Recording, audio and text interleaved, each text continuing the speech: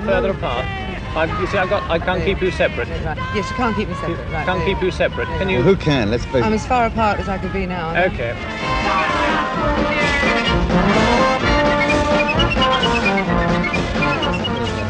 Hey, listen, you've got to ask me a question. Ask me a question. Okay, well, the question is, Yes. what are we doing here, folks? I mean, what is it all about? That's all right, we're going to find out what it's all about. I asked the same question when they said to me, would I do this? And what this is, doing one pair of eyes. I'm talking about having a look Of course it at does. what's happening down there in the East End. Because it seems to me that of late, with the whole sort of immigrant situation coming up so strongly in the papers about what they're going to let in, what they're not going to let in, I suddenly realised that I'm first generation British. And that I'm me from too. an immigrant family, and you too, Yeah. and you know, lots of people we know. My hat's nearly. Oh, hang on. Just... And it would seem to me that to go back and have a look at what we came from, what we were allowed to do when we were there, what we weren't allowed to do, what opportunities we had, what we did with those opportunities, how many of us had those opportunities, and what kind of opportunity is there now?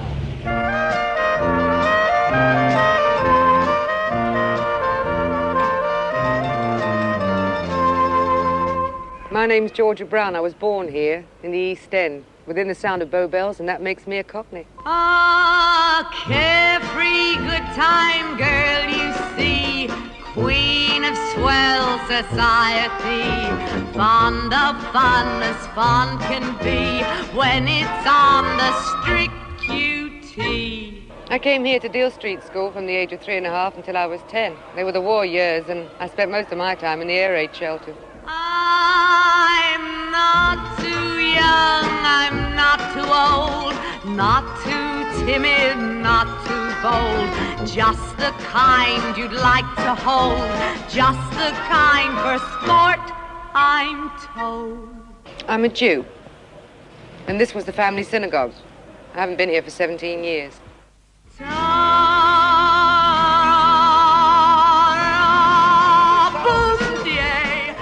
Then they have hors d'oeuvres. Then they have fish. Then they have meat. Then they have sandwiches. Then they have pastries. Then they have tea. And after all that, you give them one of these apiece. Look, this is my East End. It may not be yours, but it's mine. And I used to walk the mile from Whitechapel Road to Petticoat Lane every Sunday, rain or shine. And I'd have probably bought that chamber pot from him if he'd have been selling it at the time. I inevitably went home with something worth about tuppence that I'd spent 12 or 14 bob on. These are the people I grew up with, the Italians, the Greeks, the Jews. And these are the faces that I became part of and became part of me. You're not taking us, are you? Can we take them some? No, you can't. No. In the book, mate. They're all great businessmen. It seems to me that Petticoat Lane personifies the fact that all races and colours can live easily and comfortably together if they're just left alone. All my young life, I'd seen new groups of immigrants constantly arriving in the East End and very quickly calling themselves Cockneys. I don't think the area is dying. It's just changing, that's all.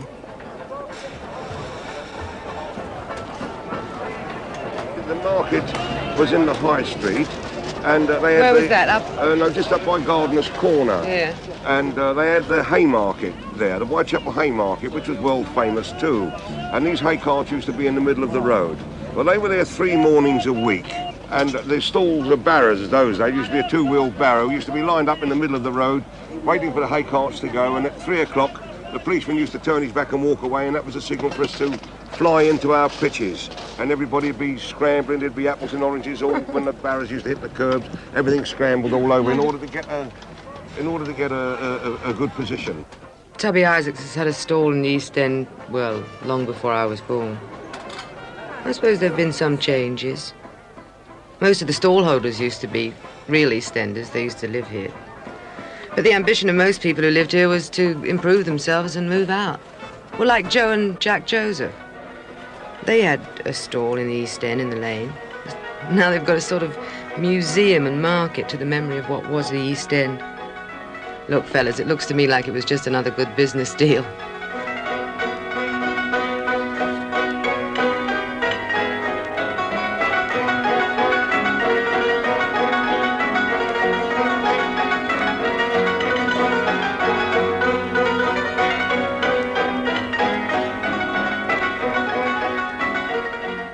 I don't need Cockneyland to bring back any memories for me. I mean, Cockneyland's a museum, and a museum's a place that houses relics of things that no longer exist. Well, Petticoat Lane does exist. I mean, you can't capture the spirit of the East End and put it under cover. It changes too quickly. People who make it change and who change it are arriving every day. Still, you can't blame the boys for trying to put a baby Carnaby Street into the East End. I still think there's a hell of a lot of life in it, and if it wasn't, and there was no chance of bringing back the colour and the humanity that once we knew as kids, then we wouldn't have done this.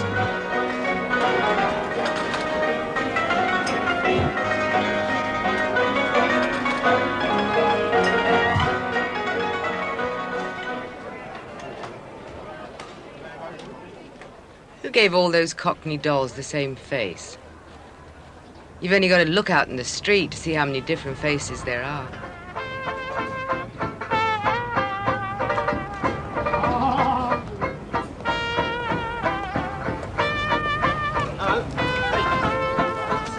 That's what the East End is. A great big melting pot.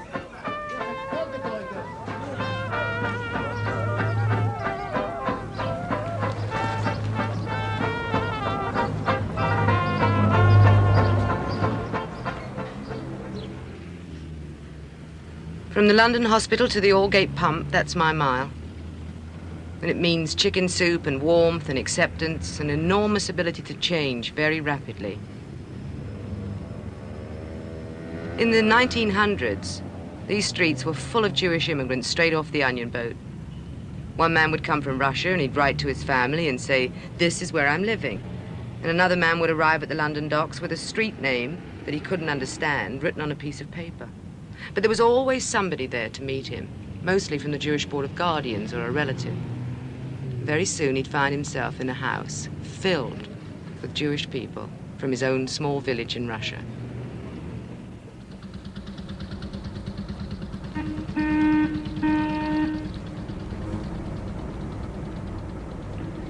My grandfather arrived at this very dock in 1910. Didn't know a soul. But he found work quite easily, and as soon as he could, he sent for his wife and his 4-month-old son. That's my father. He came because he'd been called up by the Tsar's army to fight against Japan. And he decided that if the country didn't consider him good enough as a Jew to give him first-class citizenship, then why should he fight for it? He caught the first ship he could, and it happened to be going to London. Thousands of dispossessed Jews arrived at the same time. Mr. Mitzemacher was one of them. So tell me, when you arrived on the dock here, was there anybody here to meet you? Nobody. I come here, I didn't know nobody here. And where did you go to when you left the dock? They took me to the shelter, the immigration shelter. The Jewish shelter? It was a Jewish shelter. So in fact, the Jewish welfare was already there sort of to greet you and take care of you? Yes, some Jewish men come over, and they had a look my marriage license. Yeah. And they took me in the shelter, and I was staying there at the... So the two of you came here, went to the shelter, and a couple of days later you found lodgings. And then I had to look for a job. Was it easy to find tailoring work? In the beginning, it was very hard. Some men took me into work, and I've been working there a week, and they gave me 15 shillings for the week. But it wasn't hard to find the work? Oh, then I was able to speak a little bit of English. I popped in Savile Row, and I've been working there for a nice couple of years. You've been working Savile Row after that? As a tailor? 3 years. How did you have children, Mr. Mitzemacher? I got 5, bless you.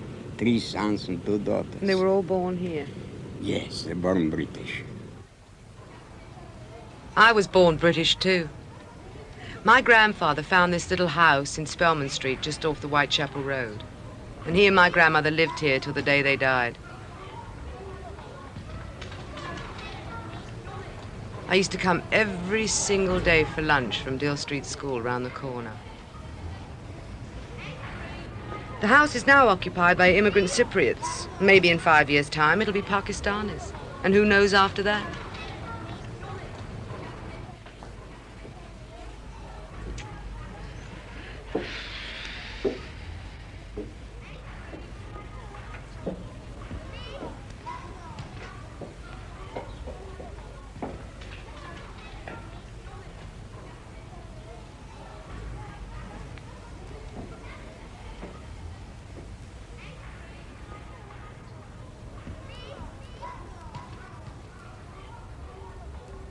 can't believe this is the same place that I knew at all. This was the front room. And they hardly ever used it. It was sort of the posh room. And the piano was over there. And a big dining table here. My grandmother was always polishing at it.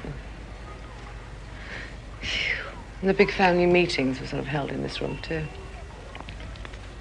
And that this is the house that my grandfather first came to is amazing. My grandfather used to sit at the window and watch everybody go by all the time. He knew everybody. I mean, he was one of the elders at the synagogue and sort of knew the street. And people were always coming up to ask his advice on this or that. My grandmother was always collecting for everything, so everybody in the street knew her. She used to sort of sit outside with a great big apron and say, give to the poor. And the weddings and the Passovers that we held up here, I don't know how we all got in. Because 9 children had 9 husbands and wives, and they had children. I don't know how she managed it. What was that for? I was 3 when I came to Deal Street School. Far too young by the rules. They usually didn't let kids in until they were 4. But my brother, who was older than myself, was already at school, and I screamed and kicked and raged until my mother got me in. At that time, Deal Street School was 70% Jewish. We had Hebrew classes and Christian services, so at that point in my life I was aware that there were other religions. There are only 17 Jewish kids at the school now. That's how much the place has changed. Hello, you. Lionel Bart also went to Deal Street School. He probably kicked and screamed and yelled to get out. You know anything about this game? You play it, my children prefer football. Yeah, me too. You go to this school? How old are you? 8? Well, tell us, do you? I was here when I was 3. And there wasn't all these other buildings here, down there. And I had a good time around it. So, did you have a good time? The thing I looked forward to most was the half-hour singing and dancing we had at school. That was my big turn-on, and probably Lionel's too. It's got a lot of good memories for me. Now, Georgia and I sort of grew up together, you know. Her dad and my dad both gamblers. And when my dad got cleaned, I used to eat round her house, and when her dad sort of done his money, she used to eat round my house. And then when she was 13, she disappeared off the scene. Didn't see her again till she came to audition for Oliver. And of course, instant screamers, Lillian Clot. And I yelled back, label a Beglighter. What's your name? Tony. I'll tell you my name. What? You know, Andrew. They told us at school when there was a possibility of war breaking out that if the bells rang on Saturday morning, we'd have to take our gas masks and our name tags and a little bag with some clothes in it and assemble at the schoolyard to be evacuated. No one could tell us where.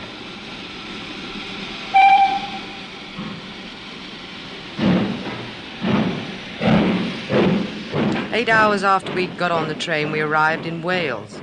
And shortly afterwards, Jewish organizations set up classes for the Jewish children to be taught Hebrew and Judaism. All the Jewish kids would go there. I made friends with the Welsh kids, and they seemed to go off on Sunday mornings for Bible readings, and I didn't want to be left out, so I'd go along too, and I loved it.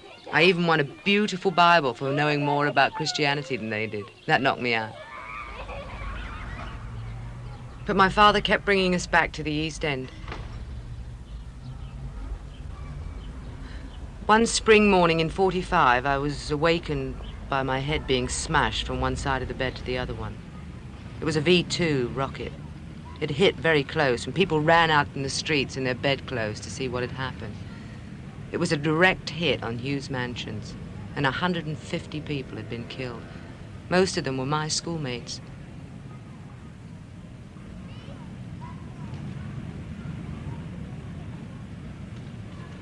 At 10 years old, I couldn't understand how God could let that many people be killed.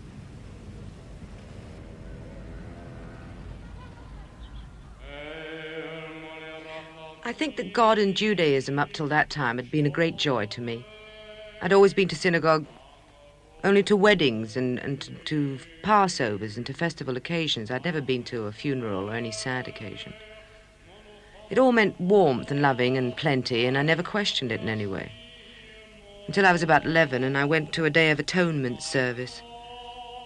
It really upset me because, well, it may have been the tragedies of the war, I don't know, but it might have been a consciousness of being a woman or of how women were treated as lesser than men in the synagogue. They always had to sit upstairs and the men were always downstairs. Anyway, this day was a day of fasting. And suddenly I became terribly overbearingly hungry, and I got up and I walked out of the synagogue and, well, about half a mile down to Aldgate to the Lion's Corner House, and I bought a pork pie. It was strictly non-kosher. And I ate it. And I didn't die. And that's when I began questioning. Anyway, I was going to a Jewish youth club at the time. I didn't have much time to question there.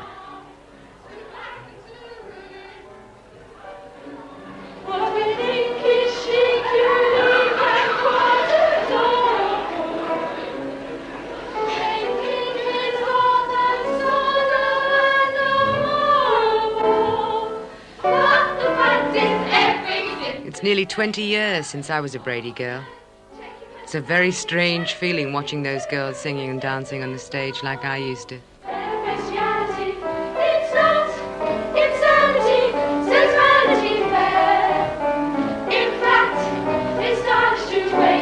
Brady gets most of its money from Jewish organizations, people who want to see Jewish children continuing a specific Jewish way of life. Well, I think when I went to Brady Club, it had more of a purpose because the East End was predominantly Jewish. But somehow it seems to me that a youth club for kids today should be for kids who live in the East End, most of whom are not Jewish.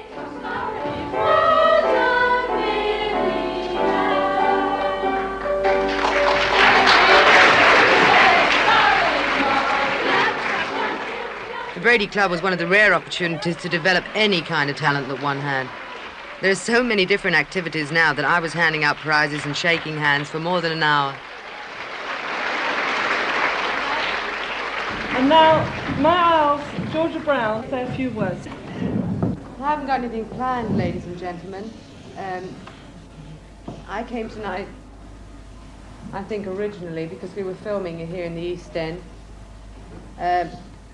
We were doing a program about the East End. In fact, we encroached on your privacy. I want to congratulate the girls. They did brilliantly under the conditions that we sort of set up for them, in a way, with cameras and lights and everything. It was terribly difficult, I'm sure. And beyond and above that, they had a fantastic spirit. It was marvelous to sit there. I cried a bit. I veined a little bit because I'm a bit sentimental. It was very moving for me.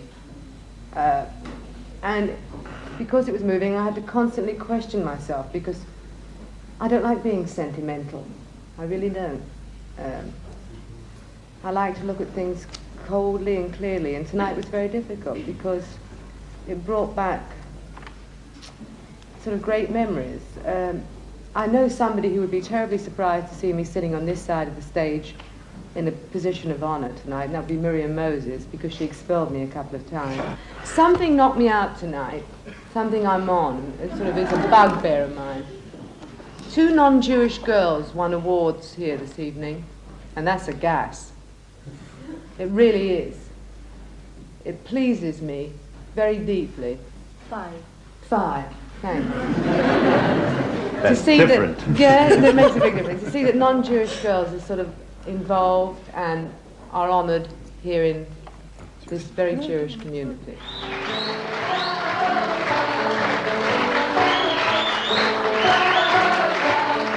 Well, my speech didn't go down very well with the club directors. They still seem to feel that Brady should be mainly Jewish. And the club manager, David Dreyer, well, he thinks there are enough Jews in the vicinity to justify it, but I don't. There's a big new estate along the Mile End Road, as you noticed. It's opposite the People's Palace and the now part of London University, Queen Mary College. There's a lot of Jews still living at that end. And then we're getting them travelling in. We're getting them from as far as Romford. A large community come from Ilford. We get some from northwest London. Are there no youth clubs in those areas? Not to compete with Brady. So in fact there's more opportunity for a kid in the East End, literally in the East End, than there is to sort of activate himself and to be tuned into what I was anyway, which was Gilbert and Sullivan and paint classes, art classes and needlework classes and concert party classes. And well, they say there are more sort of social workers and in brackets do-gooders in this area of London than anywhere else in the whole of Great Britain. So in fact I think a Jewish kid's got a fairly good opportunity of being helped through kind of painful years. More so in this area. Any youngster that we know in this area, we could probably get terrific support because he is an East End child, as opposed to if he was living in the suburbs. One would expect his parents to take care of him. Here, if we meet a youngster that's got talent in music, in art, in sport, generally I can get a sponsor or someone that will take a fatherly interest and help them along. And look, what happens when, I mean, there are so many Cypriots and Indians, and bright, aware, full of energy kids living in this area. What happens when one of those kids knocks at the door and says, I want to belong to Brady Club? It's a strange thing, you know, we don't really get that many youngsters knocking on the door and saying, I would like to belong. It's specifically Jewish children, isn't it? Jewish young people. We have a few non-Jewish members, but it's almost exclusively Jewish. Well, I think that's a shame. I feel that all immigrant kids now should be given the opportunities a place like Brady Club offers to develop their drives and work out their frustrations, as we did. People like Vidal Sassoon, who in fact I met at Brady Club. The privilege and the excitement of being the new immigrant wherever you go. What do you mean? The excitement of being the new immigrant, Yeah. having nothing. So you absolutely. can't get any lower, in a sense, Right. of a social strata. I don't mean as a person, Right. but social strata. So there's only one way you can go, and that's fighting that way. And Do you think the that's whole why we made excitement it of through, in a way? Because there was only one way to go?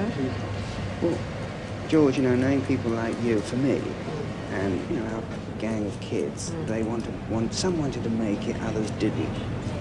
And I don't know the reasons why. I think, you know, genetically you had something in you that the drive had to go, and nothing could have stopped you. And I think that's what it's all about. What it means to be Jewish to me is that I was born Jewish, and probably if anyone says, who's your ancestors, I can turn around and say Moses, and that's the only one I know about, you know. But most kids that are Jewish are part of a minority group, and they sort of, they're brought up with a persecution complex, inbred, through centuries, you know. And the thing with chicks as against fellas is it's sort of great big lump of bad news if a Jewish girl doesn't get married by the time she's 25, you know. Oh, own up, lie. That's your own fantasy. Whether she's religious or not, it sort of sticks with you, this thing. You got to be married and have kids and sort of carry on the big old family, you know. But I'm not religious, you see. I had to be till I was 13 when I got the mitzvah or confirmed, and I had to learn all that ancient Hebrew and all that music. And it's been very useful. I think I've stolen every bit of ancient Hebrew music I could sort of remember. Everyone who was in the East End wanted to get out. And my friend Wolf Mankowitz. Get a bigger flat if you didn't get out of it. There weren't any big ones there. You couldn't get any better conditions of living if you lived there because they didn't exist there. So everyone who wanted to live better wanted to get out of the East End. How I personally managed it? I was a student and I won scholarships, and on those scholarships I went to Cambridge and Do you think you were stimulated by what was the East End into what you finally became? I mean, do you think it helped in any way or hindered in any way? Were you sort of... No, I think it was enormously valuable to me, and I regard it as very positive as a background. In the first place, it gave me enormous material for work, and still continues to give me that, I mean, from the past. So that my East End material is essentially nostalgic because it's an East End doesn't exist anymore. Right. Hessel Street. Look at it now. I remember when it was a kosher market.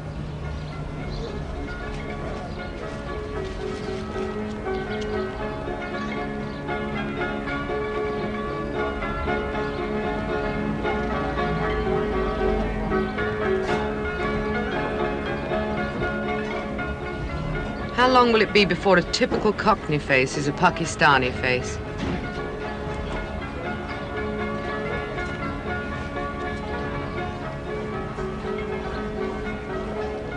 The Jews have gone through all the same kinds of problems that the Pakistanis are going through now. Why should it be so difficult for them to communicate? Why shouldn't it draw them closer together?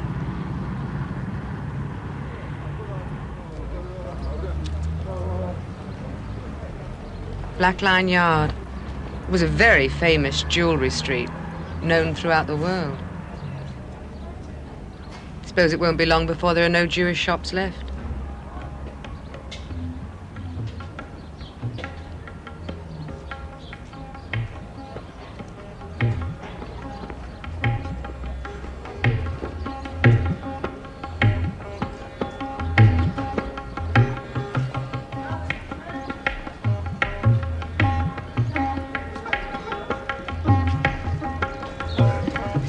There's a tension in this street that wasn't there before. Hello. How long have you lived here? Strange and sad to me that people who live and work and go through the same kind of hardships can't communicate with each other better than they do. Come on, I thought you were going to talk to me. Come on, then. How long have you lived here? How long is that? Has it changed much since you started? Since you lived here? Only the colour, I think, myself. How do you feel about that?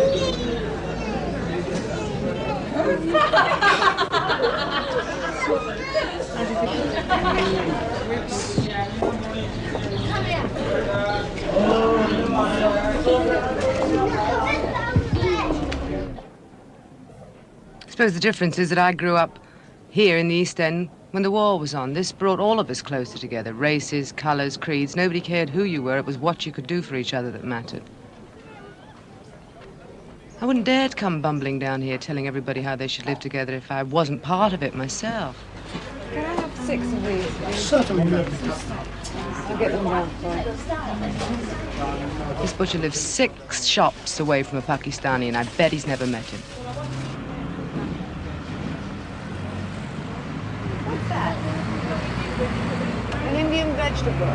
What do you do? Peel it? No, yes, peel it and cook it. What, in butter or water? Yeah, butter. What are these? This is something. It's called marrow, round marrow. This is a marrow? Yes. I love Indian food. I can cook a little curry, but not very much. Take a little bit and try. What are those little things over there? There is a cucumber, like an Indian small cucumber. The Jewish people have moved out the same as anybody else. Once they've improved their positions, they improve the areas they live in, I suppose.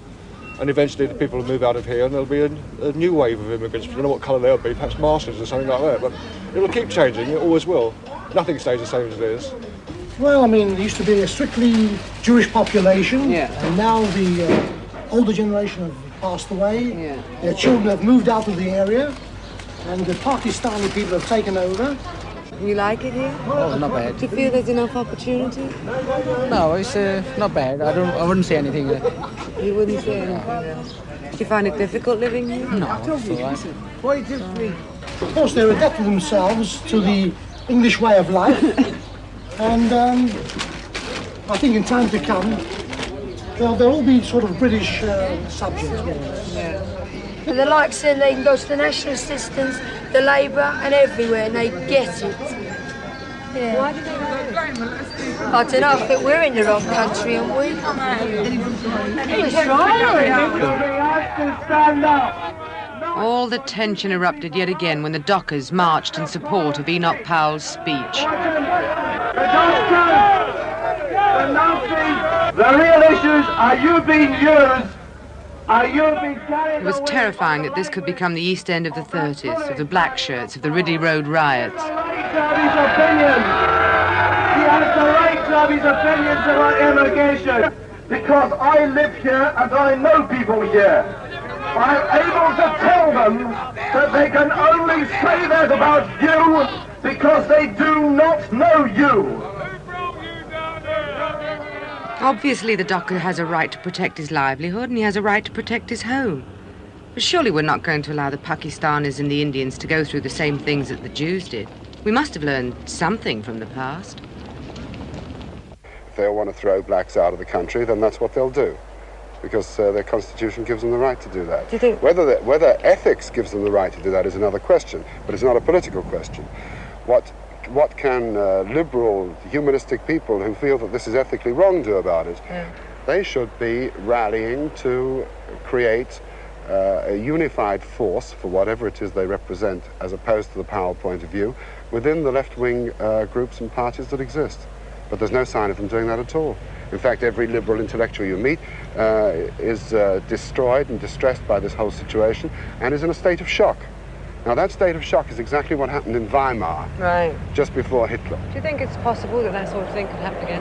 I think it is happening again, isn't it? In what way? And it is quite clearly the same kind of elements, the same sort of enterprise, political enterprise, is present in this immediate situation vis-a-vis recent black immigrants. Oswald Mosley came to the East End in 1936, and he gave kids, poor kids, shirts and shoes to wear. Unfortunately, the shirts were black, and the shoes marched them against my mother and father. It seems to me that those who have been persecuted must stand up for those who are being persecuted now. In the lives of great nations comes the moment of decision, comes the moment of destiny. And this nation again and again in the great hours of its fate has swept aside convention, has swept aside the little men of talk and of delay, and has decided to follow men and movements who say we go forward to action. Let who dare follow us in this hour.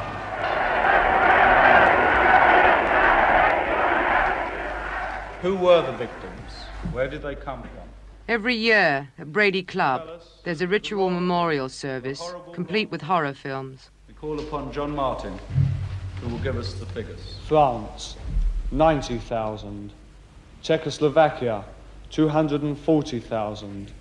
Germany, 110,000. Austria, 75,000. Brothers, the village is burning. Our village, all of it's burning. We remember the persistent struggle of the masses of the House of Israel on the threshold of destruction for the human dignity and Jewish culture.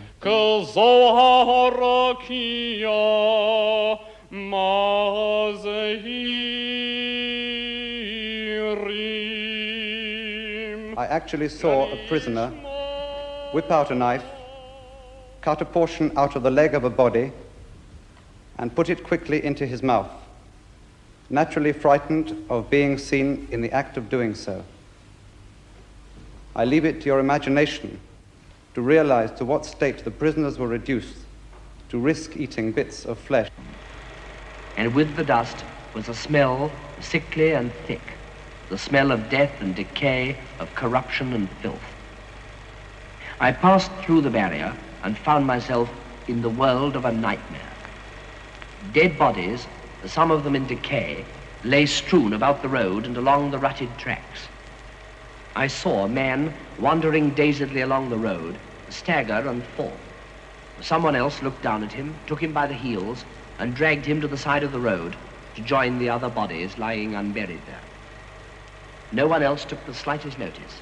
They didn't even trouble to turn their heads. How do you show a teenage Jew the horrors of the past without making him feel inferior, defensive, and ready to isolate himself the way his father did, for the fear that this could happen to him?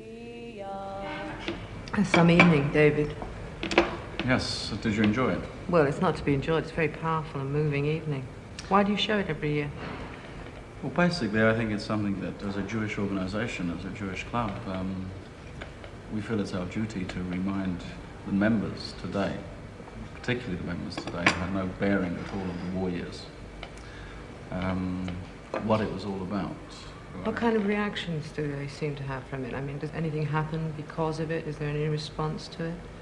It's hard to tell, you know. Immediately afterwards, everybody saw the films and they said how terrible it is. I think you can hear them, you know, the shudder and the tensity of the actual film. A lot of the members feel that it's a terribly important thing, and this is what the club stands for, and this is some of the things that we should be doing. Well, what does the club stand for? I think it's a meeting place for young people where they can come, they can choose to meet their own friends. How do you feel about it being an all-Jewish club? Who'd like to talk to me about that? I think it's wrong in this day and age to have a club or any organisation to solely segregate it, especially when you've got young Jewish people who've got a knowledge of what's happened in the past, particularly in our parents' era. And I think we ought to be outward looking. Very good. And this is essentially, I think most people in the club will agree. I don't remember any non-Jewish kids in this club. I really don't. If a Jewish person wants to join the club and a non-Jewish person who's already their friend, then normally they won't turn them away.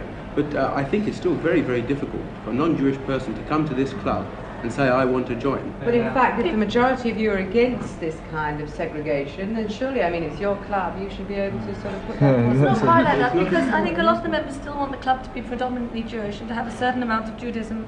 All Jewish clubs are set up to prevent assimilation, you know. How do you feel about that? Well, I think it's right, personally, because... To prevent assimilation, you think that's right? You don't believe in intermarriage, then? I don't believe in intermarriage. It's very, very difficult to have intermarriage. Because you've got to be very, very strong-willed, not to get offended by another person's comments, which is very, very hard to do. Don't you think you could retain what you believe in, your religion, your way of life, and be married to somebody who believes in something other than you believe, and allow them to retain what That's they all very well believe for the parents, but what happens to the children when they're torn between the two? And at a very young age, it's very difficult. When they grow up 15 to 20 years old, it's much easier because they can then think for themselves and say, yes, I want to be a Christian or I want to be a Jew. But before that, it's very, very difficult. How much anti-Semitism do you encounter down here? Well, we usually get it walking home from club, and if we don't get a tap on the shoulder, we get a call, Jew boy. And in a crowd, it's okay to turn around and argue back. You say you usually get it when you're walking home from the club. They probably know that Brady's a Jewish club then, and they feel slighted. I can understand that at times. Tell me. I try at times to look at Judaism from an outsider's point of view. And I can see why people at times are anti-Semitic, certainly against the younger people. I occasionally, let's say, go into a restaurant with Carol, we sit down, and we're quite happy, and then quite a number of Jewish boys and girls come in. And to me, it's amazing because they are very, very arrogant. Well, you see, and look down on the rest. Well, I tell you that I feel that this arrogance and this looking down upon the rest is sort of a round robin, you know, anti-Semitism, arrogance, anti-Semitism. You don't know what started what, the chicken or the egg, because I remember as a kid when I was called Jew monger, and reasonable facsimiles, sometimes worse, you know, sometimes less. When I'd go home cry, mummy, mummy, they called me Jew monger, she'd say, it doesn't matter, it's because you're better than they are, and that would start, you know, that would start me feeling superior because I really felt inferior, so it's a double-edged sword of superiority, inferiority, one, you know, and it's a round robin. But I think, as far as I'm concerned, we could help that by having more non-Jews with us, so they see, you know, who we are. Once you're in with the Jewish people, you're okay. Because it seems to me that segregation, keeping separate, being on your own, creates ghettos for a start. So it's the Pakistanis now who are the Jews of the East End, isn't it? Yes. So where are the Pakistanis in Brady Club? I think with this assimilation, and you'll find that when coloured people come over here, they go down Brick Lane, they take over an old clothiers, they become barbers, they go down Hessel Street, take up a butcher shop. And 100 years ago, this was the Jewish people. Right. And they are going to be what the Jewish people are today. Young people make it all sound very easy. A Jew is always ready to help a Jew. But where are the Pakistani organizations like the Jewish Shelter who are ready to help at any time?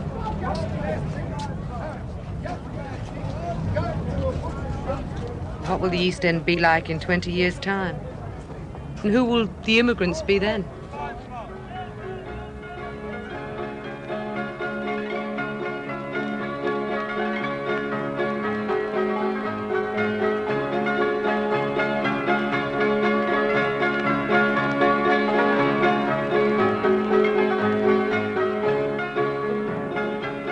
I don't live in the East End anymore, but I'll die a Cockney.